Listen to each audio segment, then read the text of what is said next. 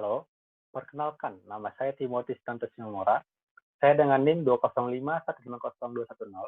Saya merupakan mahasiswa Fakultas Hukum Universitas Tarumanegara. Pada kesempatan kali ini, saya akan menganalisa kasus Frederick Yunadi, pengacara Setia Novanto yang merintangi penyidikan KPK atas kasus pidana korupsi IKTP. Saya akan menganalisa kasus ini dengan metode IREX. Baik, tahap pertama adalah isu. Isu berisi fakta yang ada. Fakta pertama, Frederick Yunadi memberikan saran kepada Setia Novanto untuk tidak memenuhi panggilan penyidik KPK dengan alasan yang melakukan uji material ke MK. Fakta kedua, pada hari Kamis pukul 5 sore tanggal 16 November 2017, pengacara Setia Novanto Frederick Yunadi bekerjasama dengan Dr. Bimanesh Sutarjo membuat surat pengantar rawat inap atas nama Setia Novanto yang dibuat oleh Dr. Bimanesh, padahal dirinya bukan dokter jaga IGD.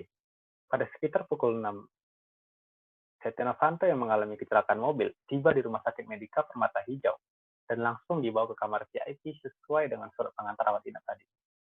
Frederick Yunadi dalam keterangannya, Setia Novanto mengalami kecelakaan. Setia Novanto mengalami luka parah dan pingsan dengan tubuh berdarah-darah serta terdapat luka benjol pada dahi sebesar bakpao. Pada pukul 9 malam, ketika KPK mendatangi rumah sakit tersebut, Frederick menahan langkah KPK untuk melakukan pengecekan perihal kondisi kesehatan Setia Novanto. Frederick Yunadi menolak menandatangani surat perintah penahanan nama Setia Novanto dengan alasan masih sakit. Namun setelah dilakukan pemeriksaan oleh tim dokter Ikatan Dokter Indonesia, hasilnya Setia Novanto dalam kondisi mampu untuk menjalani pemeriksaan penyidikan oleh KPK. Baik, tahap kedua, regulasi. Aturan hukum yang berlaku. Menurut saya, ia dapat dikenakan dakwaan tunggal, melanggar pasal 21 Undang-Undang Nomor 31 Tahun 1999 tentang pemberantasan tindak pidana korupsi sebagaimana telah diubah dengan Undang-Undang Nomor 20 Tahun 2001 tentang perubahan atas Undang-Undang Nomor 31 Tahun 1999 tentang pemberantasan tindak pidana korupsi. Contoh pasal 55 ayat 1 ke 1 KUHP pidana. Yang unsur-unsurnya yang harus saya penuhi: 1. Setiap orang. 2. Dengan sengaja. 3. Mencegah, merintangi, atau menggagalkan secara langsung atau tidak langsung penyidikan, penuntutan, dan pemeriksaan di sidang pengadilan. 4. Terhadap tersangka atau terdakwa ataupun para saksi dalam perkara korupsi. 5. Ditambah penerapan ketentuan pasal 55 ayat 1 KUHP terkait penyertaan, deal naming. Baik, tahap ketiga, analisa. Unsur yang pertama, unsur setiap orang. Setiap orang ditunjukkan pada diri seseorang manusia sebagai subjek hukum. Menurut R. Suroso dalam bukunya berjudul Pengantar Hukum Indonesia, subjek hukum adalah sesuatu yang menurut hukum berhak atau berwenang untuk melakukan perbuatan hukum atau siapa yang mempunyai hak dan cakap untuk bertindak dalam hukum. Di dalam pasal 1 angka 3 Undang-Undang Tipikor, setiap orang adalah orang persorangan atau termasuk korporasi. Dalam pasal 21 ini memang tidak memberi kualifikasi atau jabatan tertentu terhadap unsur setiap orang. Berbeda dengan pasal 6 yang menyebut secara jelas jabatan tertentu, yakni hakim. Dalam kasus ini, unsur setiap orang dikenakan kepada Frederick Yunadi, yang pekerjaannya adalah advokat atau pengacara. Frederick Yunadi dalam keadaan sehat, mampu bertanggung jawab atas segala perbuatannya, dan dipandang secara cakap bertindak dalam lalu lintas hukum. Dalam hal ini, maka unsur setiap orang terpenuhi pada Frederick Yunadi. Unsur kedua, unsur dengan sengaja. Kesengajaan terdiri dari 3 macam, yakni 1. Kesengajaan yang bersifat sebagai tujuan untuk mencapai sesuatu, opzet als oogmerk dalam bahasa Belandanya. Si pelaku benar-benar menghendaki mencapai akibat dan menjadi alasan dikenakannya ancaman hukuman pidana. Kedua, kesengajaan secara keinsafan kepastian, opzet bij zeker bewustzijn. Si pelaku ia tahu bahwa akibat itu pasti akan mengikuti perbuatannya, namun ia tidak bertujuan untuk mencapai akibat tersebut. 3. Kesengajaan secara keinsafan kemungkinan, opzet bij mogelijkheid bewustzijn.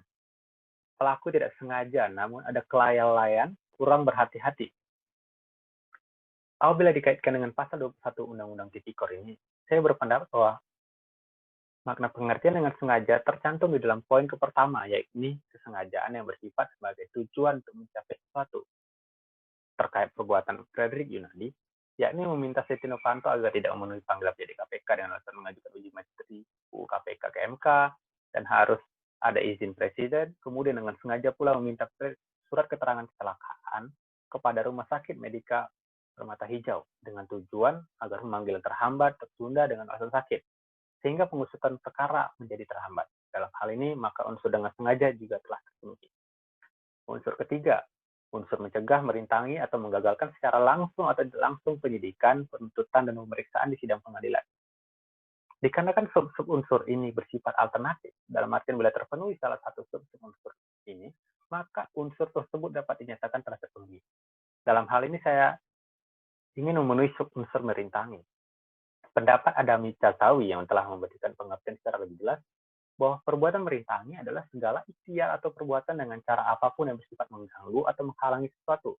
Dalam hal ini telah dilakukan penyidikan atau penuntutan atau pemeriksaan di sidang pengadilan perkara korupsi.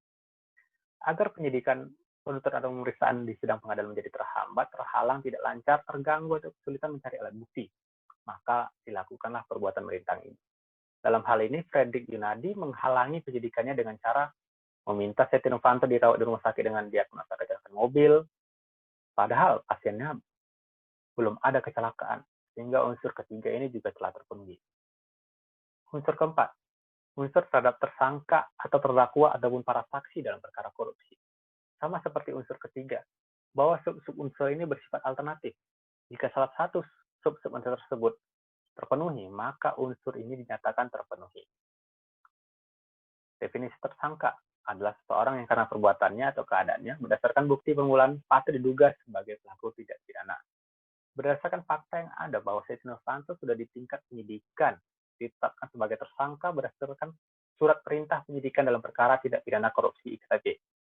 Dalam hal ini, perbuatan Fredrik telah merintangi penyidikan terhadap tersangka dalam perkara korupsi, sehingga unsur ini pun terpenuhi.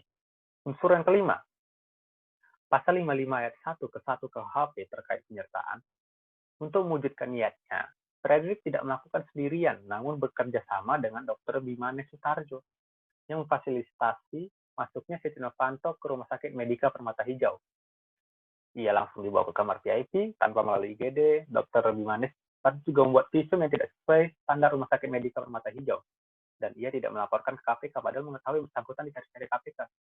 Dalam hal ini, unsur yang kelima ini dilakukan secara bersama-sama telah terpenuhi.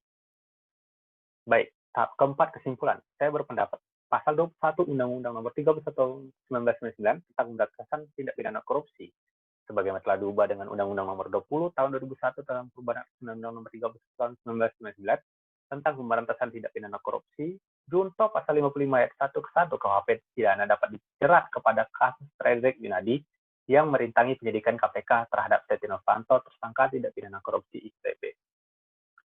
Baik. Sekian dari analisa saya. Mohon maaf apabila ada kesalahan dalam cara menganalisis saya. Sekian, terima kasih.